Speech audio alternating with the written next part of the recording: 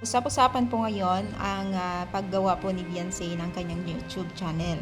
So, dahil po sa paggawa niya ng YouTube channel, panibagong issue na naman, panibagong pag-usapan na naman ito.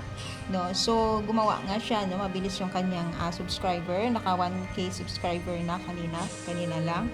At ayun na, mga ilan komento ng netizens ay hindi naman siya makilala daw ng ganyan kung hindi sa Team Kalingap, kung sa tulong ng Team Kalingap, no. So ang bilis ng subscriber niya at gumawa na, dahil diyan din nababas pa rin hanggang ngayon kasi no, na parang hindi natin alam kung ano yung mga ilan komento ng netizens, kasi hindi talaga maganda yung mga ilan komento ng mga netizens, no. So yan, pinapakita niya na wala siyang pakialam siguro sa mga nangyayari, basta gawin niya yung gusto niya, parang ganun. Tapos mga nagsasabi din na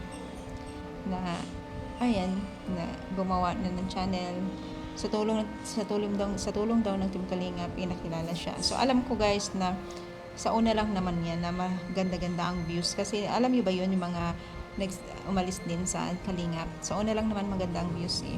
No? Unless kung hindi bibitawan o andyan pa rin po yung taga-supporters niya na manunood. Kasi usually talaga, habang tumatagal, nawawalan din ng views po yung mga umalis sa Team Kalingap na manunood, sumusuporta. Sana lang hindi maganon din si Beyonce, kasi may tendency talaga na iwan. Unless kung gagalingan niya sa pag-vlog, pag-edit, marami talaga manunood, di ba? So ano sa palagay niyo mga Mima sa paggawa ni Beyonce sa kanyang YouTube channel? Comment down na dito sa ating baba.